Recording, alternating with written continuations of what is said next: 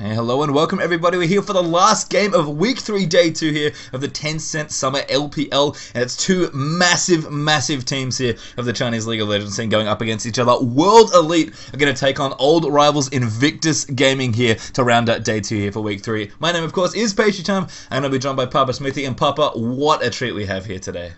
Absolutely, and this matchup always makes me excited just because these two teams have so much history. If you look at the list of accomplishments, so many 1-2 finishes, so many finals between these two teams, best of 5, best of 7, so many long series have happened here. I mean, they're just coming fresh off the IEM Shanghai final that World Elite was able to take Invictus Gaming down 2-0 in a best of 3 there. So much history.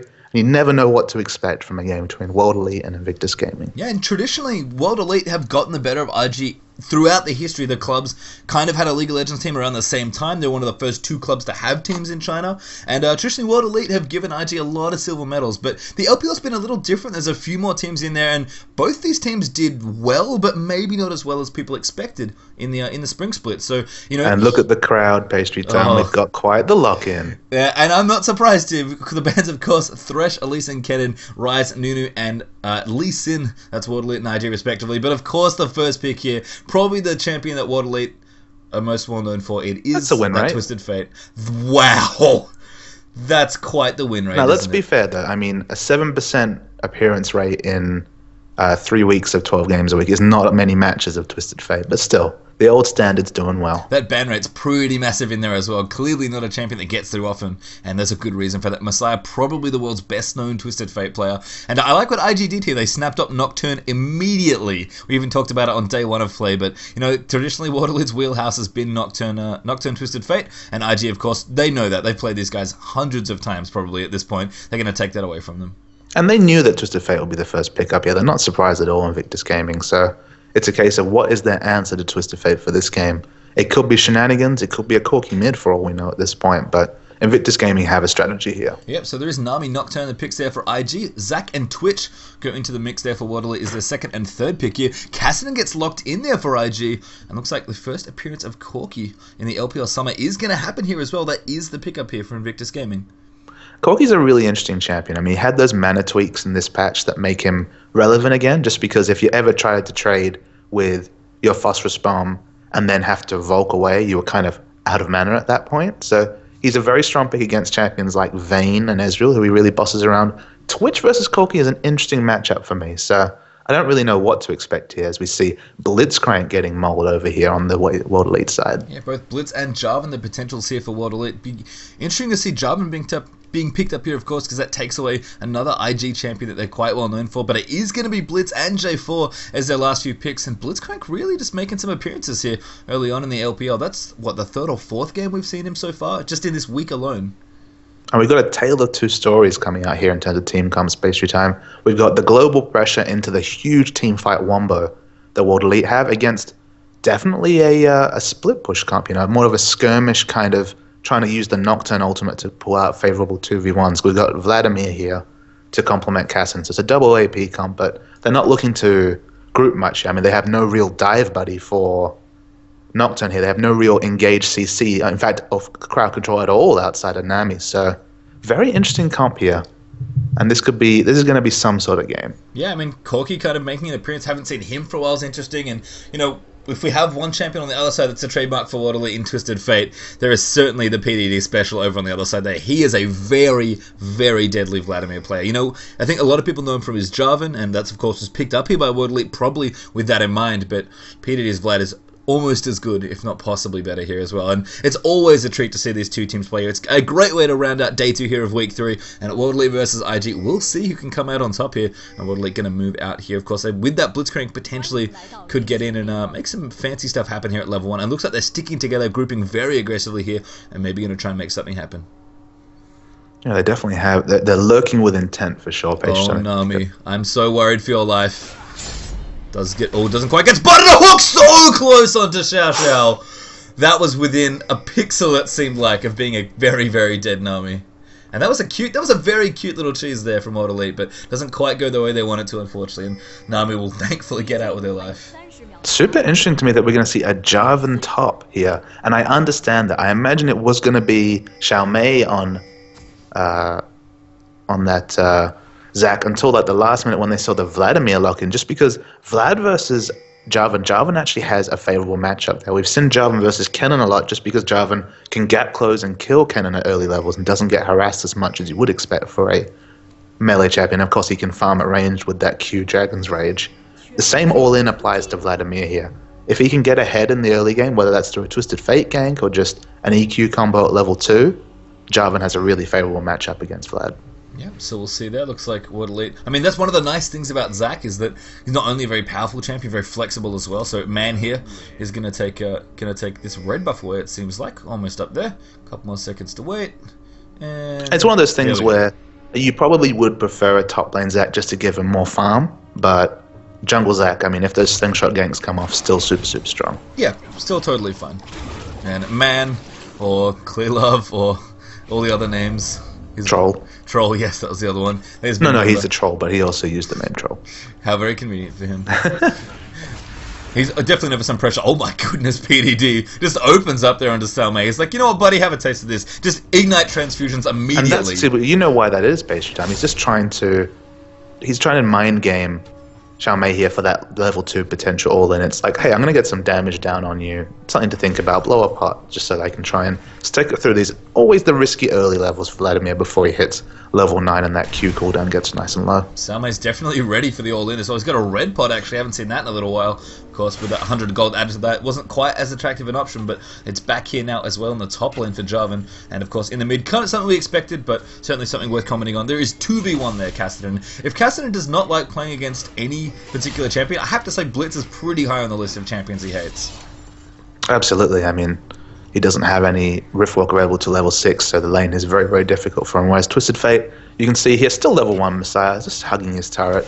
But he will be able to CS a turret, especially with some assistance from Man to stop the dive quite happily. I like that Weijia was playing it smartly there as well. Wanted to, wait as much as he could, not, super push these minions in and just try and deny the tie for as long as he possibly could. And now, of course, they'll probably just start pushing things in. We've even seen the help from Illusion. He's hit level 3, he's got his double buffs, and he's already in the mid trying to babysit off this Kassadin. It's an interesting double-edged sword, though, because drawing the jungler to mid lane stops Kassadin from getting levels, and of course Kassadin scales on levels more than most AP champions. When he hits level 9 and gets that 2.6 second targeted silence and starts to get levels, his damage comes up more than if he gets a death cap or sheer AP items. But the interesting thing is Nocturne is sharing experience. Nocturne's going to hit 6 this game very early. Which, I mean, if you're trying to relieve some pressure or just in general want to make things happen, is very good news for Nocturne, because of course those ganks get massively better once Nocturne hits 6. Well, he's going to get his global faster than Twisted Fate, which is almost never the case in a Twisted Fate versus Nocturne matchup. That's true. We'll see if Illusion can make it. Count when it happens. Messiah down the bottom. I take a lot of damage. One more auto is all. Let's see the stun. Not quite enough there. I think he probably would have died. Maybe could have gotten the trade kill if he was able to get stun card, but the card didn't come up quite quick enough there for Messiah, unfortunately. He wasn't able to get the trade there. Kid gets a nice clean kill down the bottom. Yeah, absolutely. I mean, Corki's burst damage with the Phosphorus Bomb, it has very high base damage. 80 and then 50 a level for an 80 carry is very strong trade damage, and that part has not been changed about Corki. Just spotted something very cute in mid-air. Fizzif becoming, I guess, your mortal enemy back when you were playing. He just hooked the Blue Wraith so Weijia could last hit it, although Kassadin managed to pick it up there, so Tai knows what's going on. But it's not often you see a rocket grab used for such a purpose. But I mean, Fizzif is a solid player, but he loves his shenanigans too. Yeah, it was, honestly, it was cool. I liked it. It's just unfortunate they didn't get the gold here. As you see a trade in the top lane there. PDD, this is what you were talking about, Papa. Vladimir really hates when Jarvan's just able to get in his face like this. I mean, PDD, an accomplished Jarvan player, as I said, will definitely know the matchup. Is winning in CS quite nicely here as well, but definitely needs to get the levels ticking and get some levels up before things, get much better here for Vlad. And Xiaomei was the superstar of the previous LPL Summer game between these two teams. He played Diana and acted as an initiating tanky Diana to the point where I believe Guardian Angel was his second item into a Randuin's, and really, as we see, more damage coming on to Messiah here. Messiah not really having fun. I think there's the Valkyrie coming through, a good exhaust in there as well. The Ebb and Flow coming through, the Aquavism will hit there as well, and Messiah led into his death for that one. There's the barrier coming from Kid. It's going to be close. He does get the trade kill that time. And I mean, credit to Messiah. That's exactly what he needed to do the first time. He had it, couldn't quite get the card fast enough. That time he was able to get that trade, and IG continue their aggression in the bottom lane. And that was just just enough damage from the turret there. So quite fortunate, actually, Messiah there to pick up the trade kill. Yeah, I mean, knew he was going to die, so needed to do something there, and not even barrier was enough there for Kid, unfortunately. That was, as you said, very, very close. I can't imagine what the numbers would have exactly been like, but there was very little in that kill happening or not. Well, I mean, it was to the point where I was surprised to see him die, so I would have guessed it would probably be within 10 to 20 damage. So not a lot left in that one, but Messiah going to be happy with that trade here. I mean, I think his tower's doing okay as well on last look, so Messiah's not having too much trouble, although if he keeps dying, he's going to delay those levels just so much, which of course could be a problem, even just for basic wave clear with wildcards. But, you know, Messiah actually doing a bit of jungle right now. He's over near with Zach at their Wraith camp, so, you know, that's a nice little pick up there, and he'll return to lane here and just try and keep everything okay and under control. Up top, we were starting to see the start of why Jarvan versus Vlad is kind of a favourable matchup for Jarvan, in that his EQ with a couple of autos was about just over a third of Vlad's health, and without that Hextech Revolver, still not enough sustain to be able to battle this Jarvan up top lane. PDD actually going for a Seeker's Arm Guard here as well, so got that one quite quickly. So decides that, you know, he needs to defend against all the Jarvan damage that's coming through, and as you said, those trades not looking good currently. Makes a lot of sense that he wants to try and shake off some of those autos from Salme, not to mention just the general damage, although of course his the percentage armor shred from Q gonna make the armor a little bit negligible, but it is better than nothing for Vladimir, that's for sure. Illusion here about level 6.5, whereas Messiah only just about to hit level 5. Hard to see if he'll even be able. No, Man is here to give him a little bit of relief, because we could have seen another turret dive coming out here. Illusion reveals that he has 6. He's got red buff as well, which is nice and fresh, so potentially could look for a nice gank there. Man going to take a lot of damage here. So Tidal Wave going to come through. Kid again looking to try and get the kills off here, but can't quite get that one. Messiah looks for the gold card yet again, and IG this time they decide not to overdive that one. Now Rift walks up as well. Illusion going to come through as well. Fizz is going to try and peel his way out. Force the flasher and pops his barrier. The rocket grab very wide there for Fizz in an uncharacteristic misplay. And looks like top lane as well. PDD completely trounced there by Salme. That was what you were talking about there. That Jarvan just all in on top of that Vlad. And with like 95% health winning the trade also. Yeah, just gets in there, activates all his abilities, has plenty of burst, has the consistent damage he needs to take out that Vlad, and nothing PDD can do there, unfortunately. It's something actually we didn't comment on, but of course, Sanguine Pull, a very irritating skill for most people. You know, you almost always never see people get out of pull, but you cannot pull out from under Cataclysm. It's actually a very aggressive choice, almost a disrespectful choice to go Ghost against the top lane Jarvan here, just because, I mean, if you're against a Jarvan jungler as a Vlad, you're kind of forced into that flash just because of the Cataclysm, and now that Cataclysm's got damage backing it up, so a world of hurt for PDD. Maybe he didn't expect a 1v1 lane. I mean, maybe he thought Zach was going to be there. We talked about it before. I guess with the swap coming over, he may have realized a little too late, but certainly there would be a position where they could swap those around, and IG wouldn't be able to really swap there. I mean, what are they going to do? Send Vlad into the jungle? So, yeah, I mean, and the Brutalizer comes out now, just even more pain for Vlad. PDD in his pro player pick did say that he loves building his Jarvan damage heavy. I guess Salme is going to try and give him a little taste of the old medicine here, as IG going to take out this dragon here. There we go, gets cleaned up there. Corki coming through for a little bit of damage. It'll be interesting how he transitions this build, though. We might see straight tank now after the Brutalizer. We might see maybe Hex Drinker into tank, but I'd be surprised to see too much more damage coming out from Jarvan, even though he does have a very tanky Zac from the jungle. What is true, though, is that Vlad is not having fun in this lane right now. In fact, tower in top lane now down as well, and looks like the mid tower went down earlier as well. So 2 for 1 right now in turrets there for Ward Elite. They'll take a slight gold lead here, but nothing massive. So, you know, despite being reasonably ahead on board here, that dragon evens up the gold there for IG. I gotta say, I mean, Messiah's CS is actually quite impressive, given that every time the camera's been directed at him, he's been dying. Yep, and he's also, of course, just struggled in general, having a last hit under tower here. Means the tie definitely on the worst end there of that. He's 10 CS behind against Messiah here, which is kind of to be expected here. Generally in a 1v2 lane, you're going to struggle a little bit to last hit more than in a standard 1v1 lane here, but Messiah going to look for his first ultimate, it looks like. Blitzcrank around here as well. This is a pretty nice ganking combination as well. Blitz plus Twisted Fate, so we'll see who they look for. Nocturne's just trying to bait, That'll be trying to bait the EQ here just for the 2v1 up top. Yeah, no ultimate up for Illusion, doesn't really need it though, as the tie forced to roof walk away there as Blitzcrank walks his way in. Bottom lane, a bandit as well, I guess Man's in the jungle I guess Twisted Fate is missing from bottom lane currently. And there's the EQ combo coming in. I think Illusion, no, he's still here though. Twisted Fate's going to come in as well. They spot off that Nocturne, and oh, PDD is in the wrong spot, but a good Sanguine Pool. Going to hold that card for a little bit longer, but no more vision left. The ward being put down there as well. There's the Ignite Cataclysm on top there, and that's going to trap in Nocturne as well. Illusion gets the kill though. Flashes out of the way as Fizzif tries to land the hook as well. But there's the Flash Power Fist for the knock-up. The silence in there as well. The gold card will come in for the stun, and nice kill there from Messiah. With unfortunately Weisha not able to get the assist he was looking for. Yeah, even with the hook going wide again from Fizzif, who's not had much purchase from those hooks this game. Nice trading kills from, equalized by the Twisted Fate. And despite all the damage that this bottom lane from IG does, one of the things that doesn't do all that well, I mean, I guess Corki is mana clamped on how quickly he can push waves, but I mean, right now, they've not been able to really push this tier 2 turret down, and Twisted Fate's been missing from bottom for quite a while.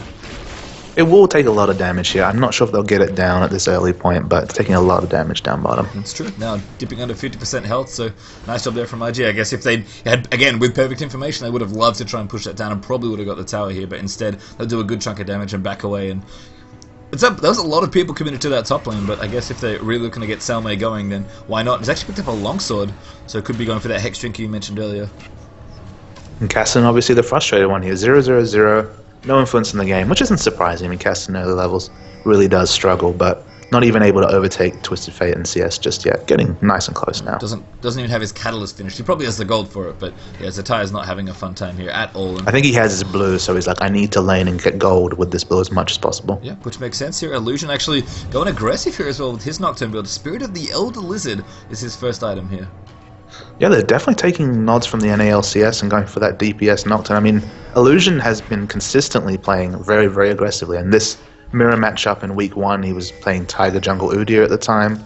Yesterday we saw him on Nocturne with the Spirit of the Elder Lizard into Hex Drinker build. He's definitely liking damage on his junglers, which is interesting to me. They just don't have... Like, he's going to dive in there and theoretically do a lot of damage, but their team is going to die quickly. Yeah, the other issue being that he's kind of their front line as well here. It looks like Cataclysm again going to come in. Salmei, every opportunity he gets, he is busting that ultimate, and the bottom tower's going to go down as well. 3-1 now in turrets for World Elite. And you always have to check yourself when you're against a lane Jarvan 4 and go, wait, this is a laning Jarvan 4, because the damage is orders of magnitude stronger. Because, of course, if he hits the EQ combo, or even if he just hits the Q, if he's buying damage to amplify his natural shred, he's going to really be putting out impressive damage. And there's the Hex Drinker, as you predicted, Papa, from Salmei. Again, IG looking to do a bit of the camping up here in the top lane. Illusion actually sitting on top of a ward, unfortunately for him. So Messiah's going to come in here and clean up the pretty free CS here. I mean, Illusion probably baited to stay around a little longer. Messiah, I think, knows he's trying to get Salmei in for the 2v2. But well, he has the ward down, so he definitely knows. Yeah, I think it's just trying to bait him in there. Yep. Get Salmei to come up, but Illusion's like, nope, I'm going to leave. And Vladimir's even backing pretty far off to where his turret used to be. It's not there anymore, unfortunately. So PDD's going to struggle a little to find some more farm here. And World Elite, again, Messiah just using his mobility as best he can. I actually really like what World Elite are doing with their movement here. And looks like PDD could be in trouble here. Can't really get away here. Activates Hemo Plague trying to get in. Sanguine Pool in there as well. Messiah actually going to take quite a bit of damage here. The EQ does just hit a great stun as well. But PDD managed to get the last laugh there as he picks up the kill. And it is a trade there in a 2v1. Yeah, which obviously Messiah will be kicking himself for that one. The Corki build's interesting here. It is the old special, the Trinity Force Rush is coming out from Kid. Which I think, given how well his Corki's going, it seems fine. Although he's actually kind of amazingly behind in CS right now. The T kills are definitely going to help. Be interesting to see what the probably gold about even gold between the two. But Blade of the Ruin King's up on Twitch, and we all know how good Blade of the Ruin King is here. As Nami forced to flash away there in the top lane. Salmei just really getting aggressive. A great grab on the Kid. The knock up in there as well, and so much damage as Twitch picks that up. Wei Zhao in trouble as well. Illusion's going to dive in. The rest of his team, though, peels immensely well for him there as well. Man coming into defense. Salmei completely dunks the tie there under the turret as well. And one great grab there from Fizzif turned very, very wrong there for IG all of a sudden. The interesting thing about this game, though, Pastry Time, is that it feels like this would have been a completely different game if not for a last-minute swap by World Elite. Yeah. I think the swap there, Xiaosha gets initiated on and gets eaten there as well. Man, going to claim credit for that kill, but most of the damage coming there from the TF plus Twitch burst. And Lichbane is completed from Messiah, by the way. I had a funny feeling that he had hit a threshold here, because that was super aggressive all of a sudden for World Elite to be grouping, and you can see why they've got Blade of the Ruin King finished, they've got their Lichbane finished, now they can rotate towards Dragon, and that was beautifully timed aggression from WE. And this game's gone from a free farm Vlad lane where he can just farm all day against Zac and have nothing to worry about to a counter lane matchup, just from switching what you have to assume was going to be the jungler top lane matchup. And it's opened up a 5k gold lead, and it's just looking fantastic for World Elite here. Like the first meeting that these two teams had in the Summer LPL, Salmei again is doing work here. He is just killing everybody right now. I mean, last time, though, it was almost in a one-man stand. He was definitely the reason they stayed in that game as long as he did, because that game went very late because of Salmei's presence on that front lane Diana. This time, however, his team is backing him up. I was actually, before that skirmish, we hadn't really even had the camera on Wei Xiao all game, but as you pointed out, CSing like a beast. Yes, and to the surprise of no one, Wei Xiao's CSing well. And I mean, Twitch is something we haven't seen that much from him, but it certainly fits the way he plays. I mean, at this point, a lot of the well-known AD carry players in China can kind of play anything. P2D again in trouble here with that Ghost. Sanguine Paul's going to be like, this doesn't do anything, does it? And that's yet another kill for Salmei. And it just feels like it's the futility that Olaf used to have against Jarvan that P2D is experiencing here. It's the Ghost pick pastry time. Yeah. It's just not anticipating the Jarvan top. Or not respecting it if he did know about it. Yeah.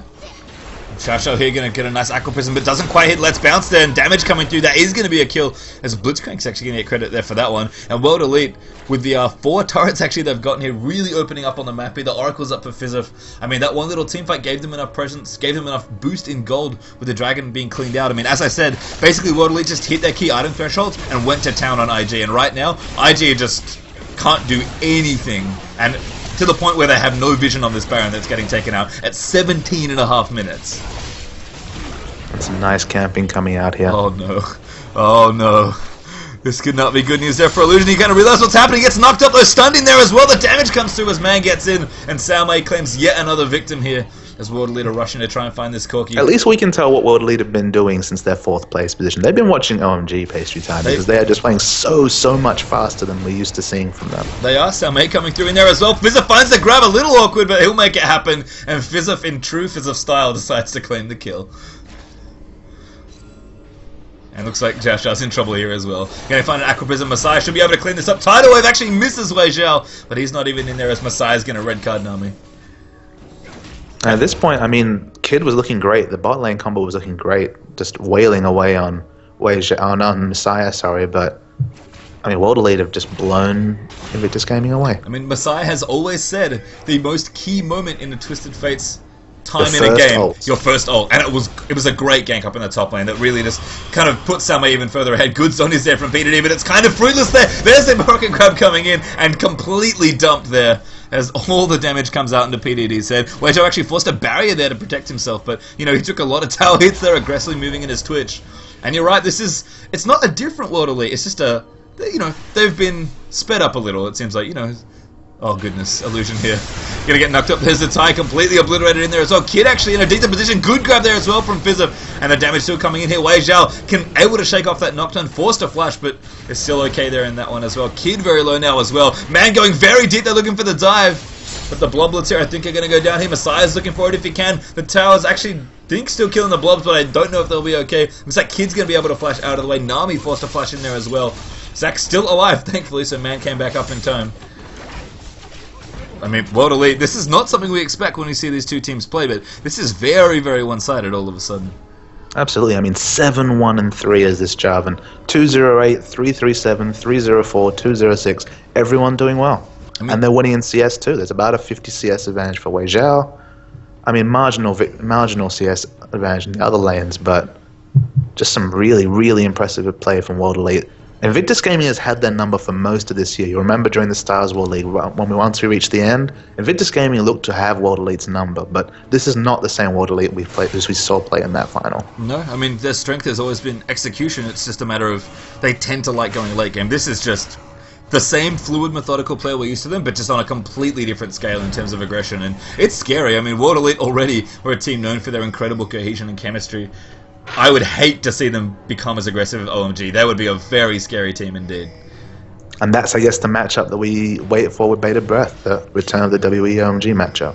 I mean, as we said, both these teams, I think I did significantly, I think we're unimpressed with their performances in the last split. And absolutely, 3rd and 4th place for these huge teams.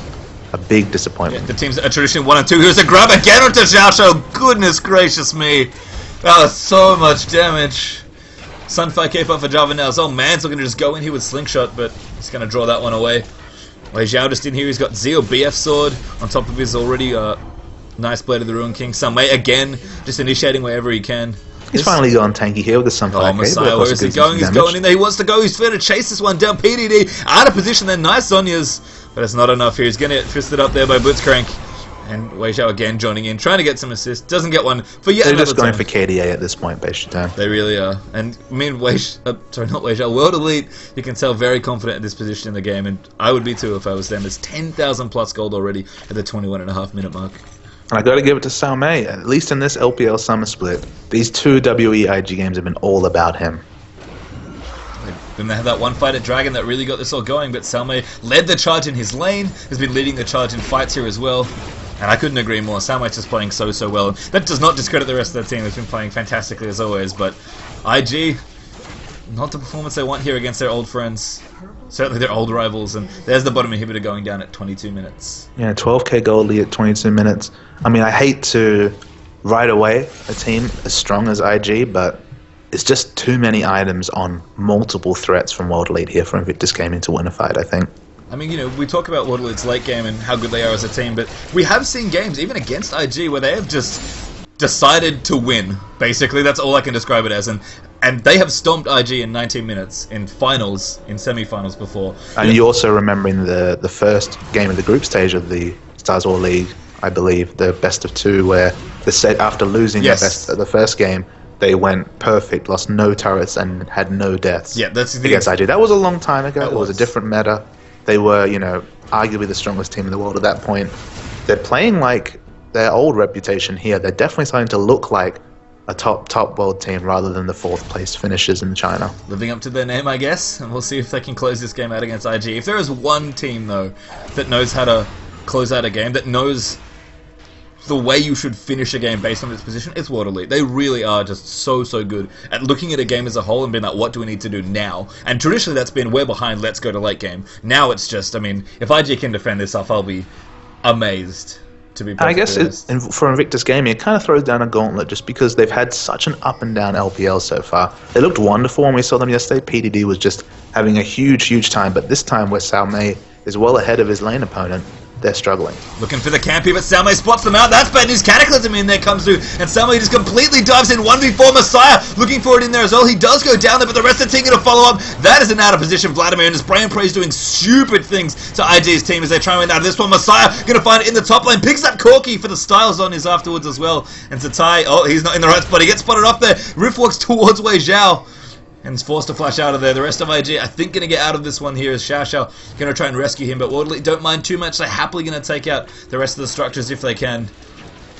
I mean, IG, that's not a super lost fight for them, but it seems like maybe... Oh, Xiao Xiao disconnects. I wonder if... I have to think the surrender is not long for this world. Yeah, it may just be that IG have said, you know what, I think we're done with this one, guys. Well played. And, you know, it is a best of 1, and there it is. So Nexus is going to explode. IG do give it up there, and as we've said... Not a recreation of their first game at all, Pace Jam. No. That was a 50-minute thriller. That required a brush camp to get World Elite back into the game, and Xiaomei doing some heavy lifting. But the heavy lifting continued here. Just a really impressive game from World Elite. Not something that you expect from them, just because their comfort zone has traditionally been, hey, this laning phase has gone on for 30 minutes? Great, we're going to smash the late game team fight. Whereas this was, let's force the game early, and they did it just with a much aplomb. As I said, I look back to that one moment in this game, 15-16 minutes, where Blade of the Ruin King and Lichbane got finished, and World Elite said, let's group. They group mid, they find Dragon, and just execute a perfect team fight to snowball the rest of that game away. And that's the sort of decisive play that really makes a team like OMG that we've talked about scary. So a very impressive performance here against World Elite. Again, in the LPL, just a best of 1, so plenty of ground to make up for both these teams. And they'll be... It's a long series. It's a slog rather than it's definitely a marathon instead of a sprint. Absolutely. So, IG will learn from that game, and we'll see a completely different Invictus Gaming in their next game, let alone their next game against World Elite. Yeah, and with that, we are done for Day 2's coverage here of Week 3 for the Tencent LPL Summer. If you missed any of the games and you'd like to watch, of course, the rest of the coverage, feel free to head over to youtube.com/lolchampseries. You can catch all the VODs there, but we are done for the evening. My name's Pastry Time, he's Papa Smithy, and we'll be signing up for you today. Week 3, Day 2, Tencent LPL Summer.